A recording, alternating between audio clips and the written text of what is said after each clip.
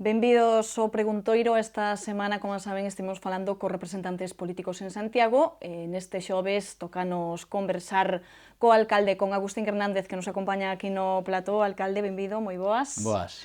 Imos comezar falando por eses presupostos xerais do Estado para 2015.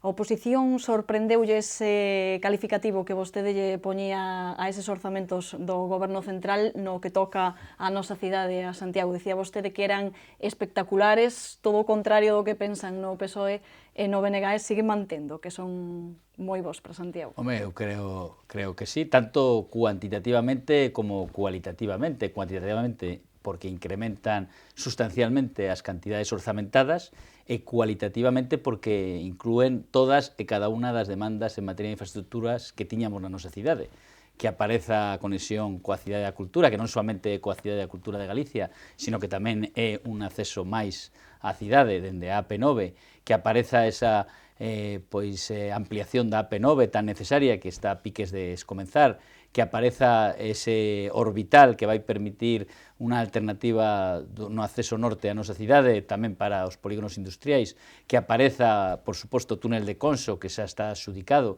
que apareza esa cantidade moi importante para o saneamento da nosa cidade, e, polo tanto, que teñamos garantido o financiamento para a nova depuradora do Souto e tamén para a execución das actuacións provisionais na depuradora da Silvouta, que xa están tamén licitadas, e tamén que apareza ese acceso ao polígono do Tambre, o desdobramento do paso sobre a Nacional 550, demostra un compromiso da ministra de Fomento coa cidade de Santiago, que apareza a mesma cantidade, o mantemento das transferencias para o consorcio tamén é unha boa noticia, e, polo tanto, creo que os orzamentos recollen todo o que necesitábamos para que Santiago siga avanzando. Sen embargo, dende a oposición criticaban un pouco que vostede fixara esa partida económica que corresponde a Santiago nestes orzamentos en arredor de 60 millóns de euros.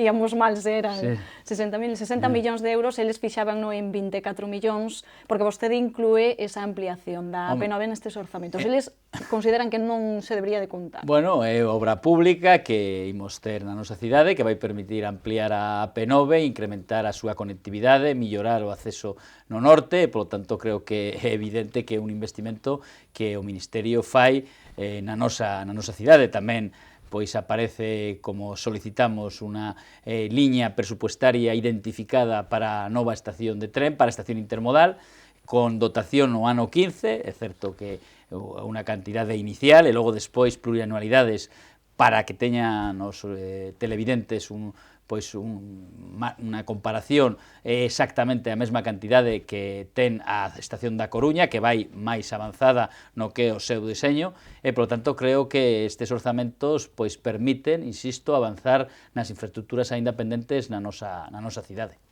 A estación intermodal era un dos puntos máis críticos, onde máis incidían tanto PSOE e BNG. Eles ven nesa partida de 200.000 euros destinada a mellorar a estación, ven unha renuncia clara do Concello de Santiago a unha estación intermodal. Vostede como ve esta situación? Pois eu vexo que temos que avanzar nun consenso para decidir cal é a estación que queremos. O grupo de goberno, o Partido Popular, lóxicamente o fixo sempre, agora tamén demandamos unha verdadeira estación intermodal.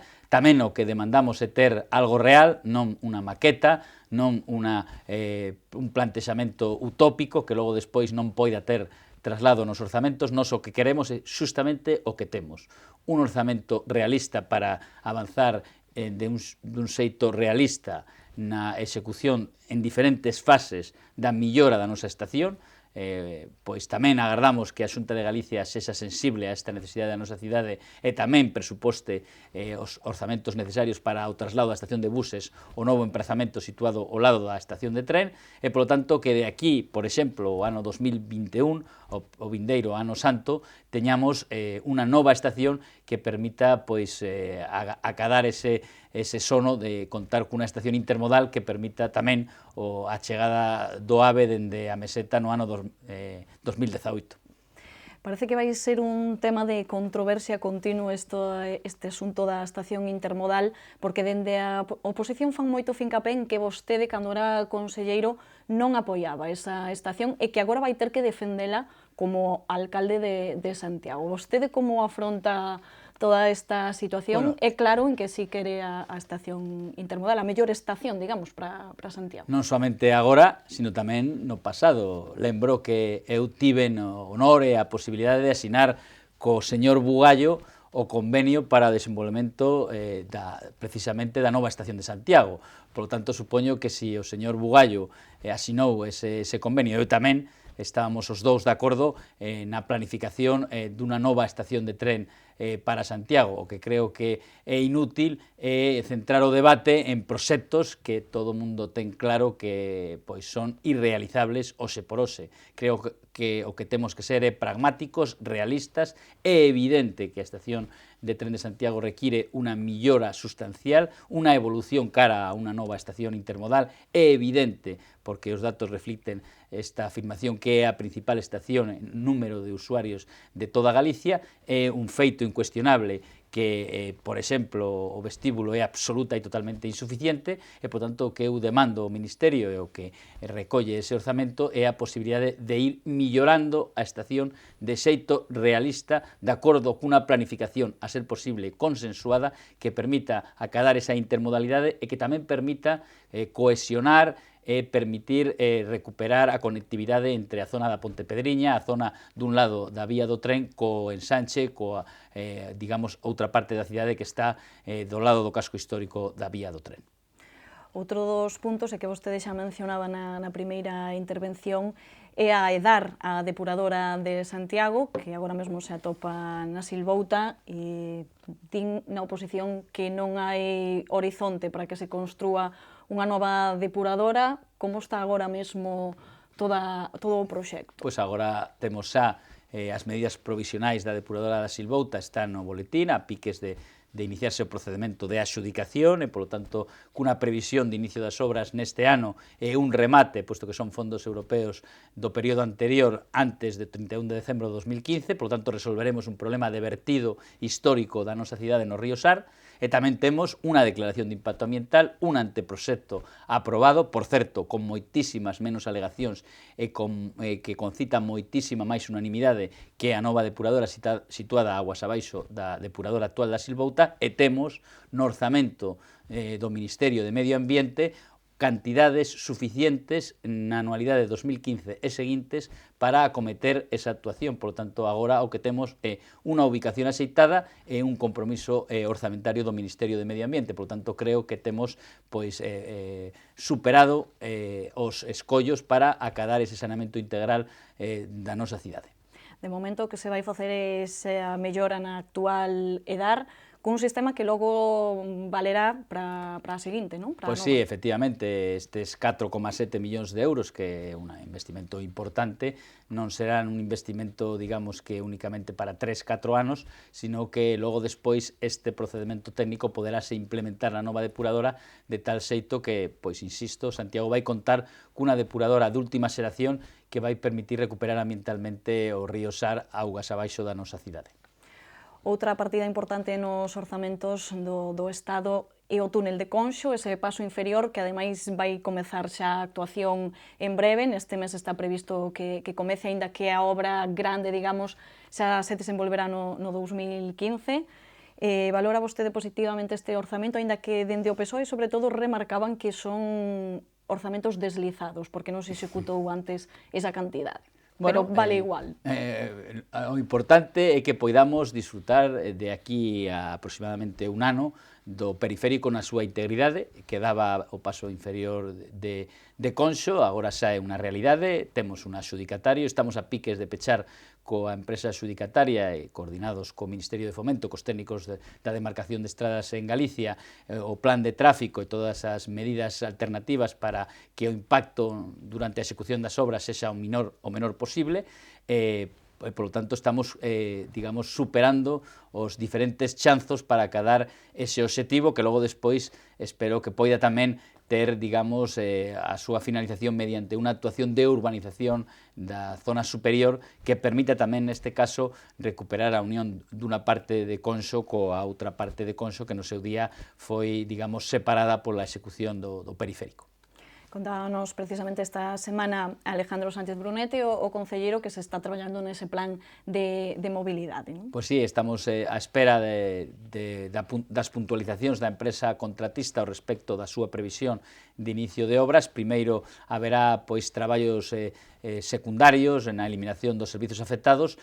O principal da obra, como decía vostede, será probablemente na primavera do ano 15. Temos tamén o compromiso do Ministerio de non pechar en ningún momento o tráfico en ninguno dos dous carrís que agora mesmo ten o periférico, polo tanto o mantemento de alo menos un carril por sentido, e lóxicamente pois puntualizaremos ese plan de tráfico cos técnicos do Ministerio de Fomento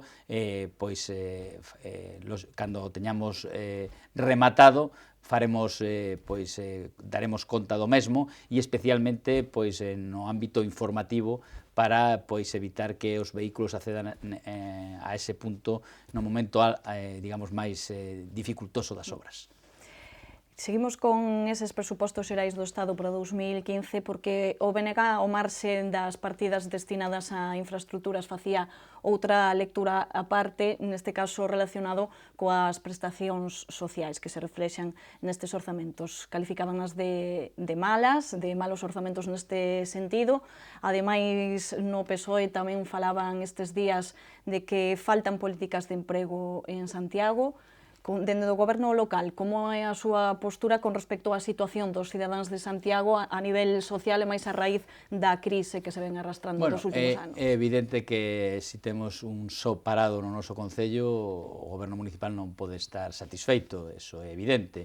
É evidente que a situación no referente a emprego está millorando. De feito, no mes de setembro de 2014 temos menos desempregados que no mes de setembro de 2013. Por exemplo, o mes de setembro de 2014 foi o millor mes en relación coas cifras do paro dende o ano 2007, pero tamén é certo que incrementouse o número de parados o mes de setembro do ano 14, e, polo tanto, precisamente por iso o Concello está a implementar diferentes políticas para tentar activar a actividade económica, valga a redundancia, no noso Concello. Nese sentido, estamos incidindo no tema do sector turístico, estamos artellando ferramentas como esa bolsa para traballar a persoas que están nestes intereses dentro do Risga e que poderán entrar no Concello para ter unha posibilidade de desenvolvemento a nivel laboral, e tamén temos no ámbito de Urbana Norte diferentes ferramentas que están a permitir que os emprendedores desa zona da nosa cidade poidan contar con persoas a nivel de prácticas e a nivel de traballo para tentar xerar esa actividade e millorar a situación laboral do noso Concello. Por tanto, é evidente que o Concello de Santiago non é o único artífice, a única administración responsable das políticas de emprego, pero o Concello de Santiago está actuando, na miña opinión, de xeito activo a través destas medidas que acabo de referir para millorar a situación dos nosos veciños. Imos deixar xa estes presupostos xerais do Estado, imos con algún tema máis concreto. En Santiago, neste caso, quería lle preguntar pola conservación do pavimento. Na zona vella houbo queixas por parte do PSOE esta semana por lousas que están levantadas nalgúnha zona. Vén de anunciar o consorcio a segunda fase dese programa Pedra que pisas, que trata precisamente de arranxar as lousas que están mal na zona vella. Como está a situación para vostedes? Sí, é evidente que na zona vella temos que facer unha reflexión con carácter xeral ao respecto do acceso dos vehículos á mesma. Tamén é certo que existe un certo deterioro no que é enlousado. Nese sentido, o consorcio acaba de adxudicar, xa está a piques de comezar unha actuación importante de máis de 60.000 euros para arranxar o que é a zona vella en intramuros, e tamén mañá na Xunta de Goberno Local temos previsto aprobar tamén o que é a execución por parte directamente do Concello da zona fora de intramuros. pero en todo caso é un tema no que estamos a traballar para arranxar, pero tamén a min gustaríame pois avanzar no que é o control máis exhaustivo do acceso dos vehículos á zona vella, puesto que é evidente que a principal razón para ese deterioro é o excesivo tráfico que temos nesa zona da nosa cidade. Ademais, agora parece que hai algún volardo de entrada que non está a funcionar, xa nos dicía tamén o concelleiro Sánchez Brunete que se está a traballar para que se poida restablecer, non, o seu funcionamento. Sí, xa contactamos coa empresa que xestiona eses volardos para que procedan ao arranxo dese volardo na zona da Argalia que estaba pois averiado. Continuamos con máis asuntos. Tamén anunciaba vostede hai uns días que se vai a proceder á demolición da Casa da Xuventude, un edificio que, como todos saberán, está na Praza do Matadoiro. Foi un acordo que se tomou na última xunta de goberno local. Todos os grupos políticos en Santiago estiveron no seu momento de acordo en que este edificio había que sacalo un pouco do mapa, digamos. Agora a preocupación é como vai quedar a zona. Teñen un proxecto claro do que se pode facer agora unha vez eliminado esta construcción? Pois, efectivamente, temos en primeiro lugar ese proxecto de demolición que xa está en fase de adxudicación e temos tamén dotación orzamentaria e un proxecto de adecuación dese espazo unha vez eliminado o edificio. É un proxecto que únicamente lle resta a aprobación por parte da Comisión de Patrimonio, estamos a piques de acadar esa aprobación. Lóxicamente, o noso obxectivo é, antes de que remate este ano, aprobar o proxecto de reurbanización dese ámbito da Praza do Matadoiro para posibilitar un novo acceso ao Parque de Belvís e pôr en valor toda esa zona unha vez demolido o edificio da Xuventude. Ou seja que para vostede vai quedar ben a zona, sí, non? É positivo que... Penso que imos recuperar unha zona para disfrute dos composteláns e imos a permitir pois incluso unha ampliación, unha millora dese cauce público que existía nese punto da nosa cidade e unha millora de acceso ao Parque de Belvís e, polo tanto, imos recuperar un espazo histórico da nosa cidade. Ímonos a outro punto da cidade, deixamos a Casa da Xuventude, porque vostede, despois de reunirse onte co director do Instituto Galego de Vivenda e Solo, anunciaba que van pedir a inclusión do barrio de Vite na área de rehabilitación integral. Que vai supoñer para este barrio poderse incluir na área? Pois vai supoñer que Santiago vai contar con 4 áreas de rehabilitación integral. Agora temos Ponte Pedriña, temos Vista Alegre, temos o casco histórico e, por tanto, imos incorporar o barrio de Vite na súa integridade. Iso vai permitir que os veciños de Vite poidan ter acceso a axudas tanto do Concello como da Xunta de Galicia e do Ministerio de Fomento para especialmente o tema da accesibilidade, que para nós é o principal, o tema da posible instalación de ascensores, como estamos a facer en Vista Alegre, como temos previsto facer en Ponte Pedriña, e tamén todo o que se chama a envolvente térmica dos edificios, é dicir, mellorar ese aislamiento dos edificios de tal xeito que os veciños poidan diminuir o seu custe no relativo tanto á calefacción como a propia iluminación para ter uns edificios en millores condicións en relación con eses aspectos. Vai ser unha boa noticia para os veciños, porque levan agardando tempo a que se poida instalar ascensores, este tipo de facilitar o acceso. Pois efectivamente, creo que o barrio de Vite ten un diseño que no seu día permitiu dispor de edificios rodeados de zonas verdes e é evidente que o principal problema deses edificios é a ausencia de ascensores, especialmente tendo en conta que co paso do tempo a xente maior e os problemas de accesibilidade incrementanse, evidentemente.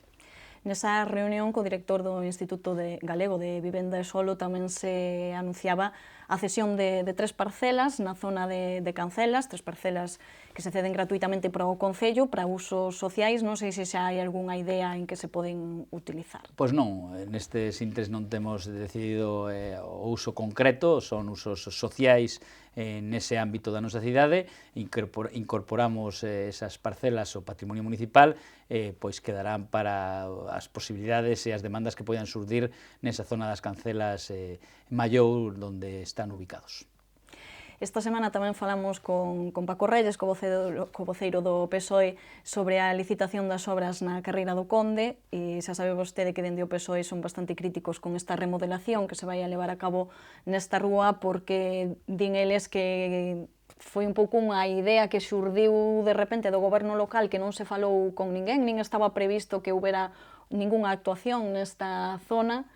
Vostedes están convencidos de que é necesario peonalizar esta rúa? Bueno, creemos que imos mellorar ese espazo da nosa cidade, que é xusto o límite entre a zona bella e o ensanche.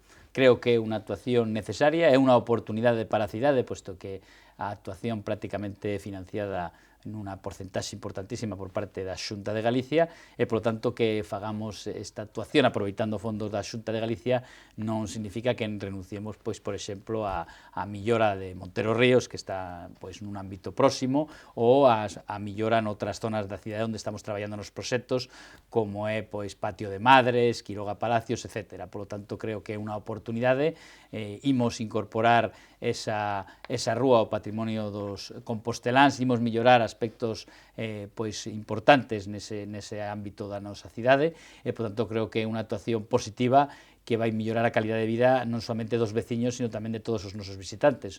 Por lo tanto, pois sorpréndeme que o señor Reyes non estea conforme con que o Concello de Santiago, o Goberno, acade compromisos con outras administracións para mellorar a nosa cidade. Paco Reyes relacionaba esta actuación na carreira do Conde coa reordenación do aparcamento na zona de Cornes. Está previsto que se faga un aparcadoiro disuasorio nesta zona, e dicía el, o voceiro do PSOE, que antes de comezar con esas obras na carreira do Conde habería que acondicionar ese aparcadoiro en Cornes, porque na carreira do Conde a veces utilízase máis de aparcadoiro que para outra cousa. Bueno, o aparcadoiro de Cornes da Pontepedriña, debaixo do viaducto do AVE, vai contar con moitísimas máis prazas de aparcamento que as que existen actualmente en carreira do Conde. É unha actuación tamén que temos logrado a través de xestións coa Xunta de Galicia, fondos europeos que inevitablemente deben estar executados antes do 31 de decembro de 2015 e, por tanto, nós o que imos facer é aproveitar ao máximo esa oportunidade. Espero poder pechar dentro deste mesmo ano o convenio coa Consellería de Medio Ambiente para pois asinar ese convenio e poder logo despois que a Consellería licite as obras despois da tramitación que estamos a realizar da modificación puntual do plan. Por lo tanto, son dúas actuacións independentes que espero que poidan ser realidade antes de que remate o ano 2015.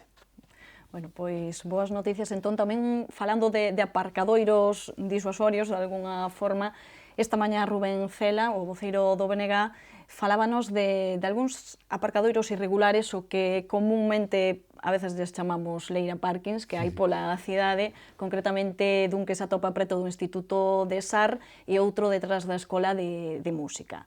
Non sei se hai algunha idea de ir vendo de formalizar un pouco estes aparcadoiros, aparte dese de Cornes. Precisamente un dos obxectivos do aparcadoiro de Cornes é regularizar a situación que, de feito, pois temos na nosa cidade nesa zona concreta.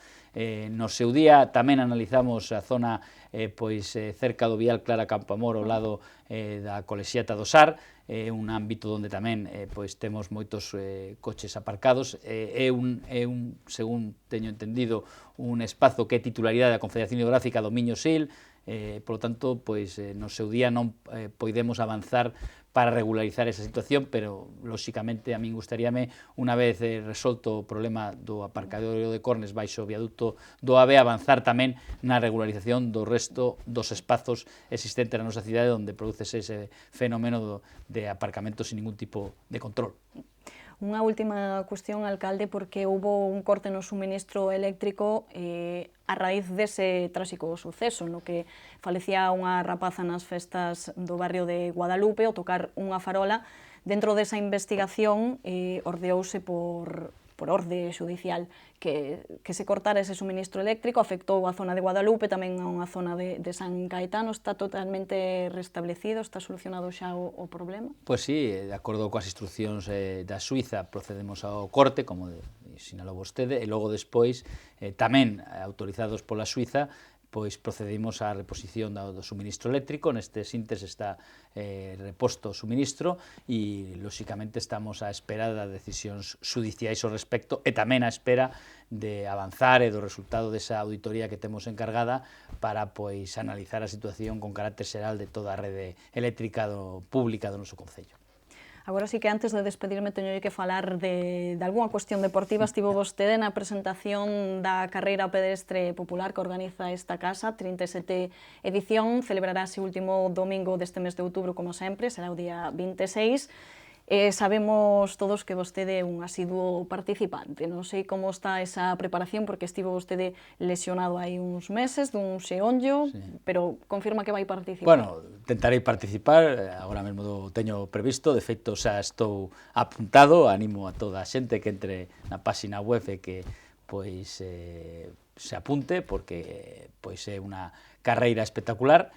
Bueno, lóxicamente, pois estarei por baixo das marcas dos anos anteriores como consecuencia desa lesión da que pois tento recuperarme con prudencia. Non sei se hai algún pique en especial con algún compañeiro político. Non, ningún pique. Eu corro contra o corono, corro para chegar á zona, neste caso xa non San Caetano, porque haberá que baixar por Xoán 23 e coller Espírito Santo, pero en todo caso, para entrar, é o momento máis espectacular, na miña opinión, é cando chegas a San Roque, entras pois por la Argalia, Preguntoiro, a Praza da Universidade e a Rúa do Vilar, e, polo tanto, animo a todo o mundo a apuntarse. É un privilexio e espero que pois o tempo acompañe. É unha zona na que parece que empeza a acelerar e na que veña cansado, porque cando você di... Sí, xa é costa abaixo e, polo tanto, é o momento de disfrutar, o momento de, pois, pensar que xa tes superada a proba. Estará vostede dependente tamén dos equipos principais de Santiago nesta fin de semana. Me parece que quedou vostede contento coa actuación do Obradoiro, parece que pinta bastante ben. O Compostela perdeu neste caso. O Compostela foi unha mágoa, a verdade é que pois, o Compostela é importante que recupera a senda das victorias para non caer pois, nunha posible pois, fase, digamos, de depresión. Pero, bueno, o equipo estou seguro que recuperará esa senda das victorias e, bueno, tamén o Santiago Futsal foi quen de gañar e de tamén romper esa racha de partidos perdidos que poderían, pois, ocasionar frustración dos xogadores. Bueno, pois deixámolo aquí. Agora sí, alcalde, moitísimas grazas, como sempre, por acompañarnos. Grazas a vostedes. E nos voltamos con máis entrevistas no Preguntoiro xa no vindeiro luns. Graciñas por atender.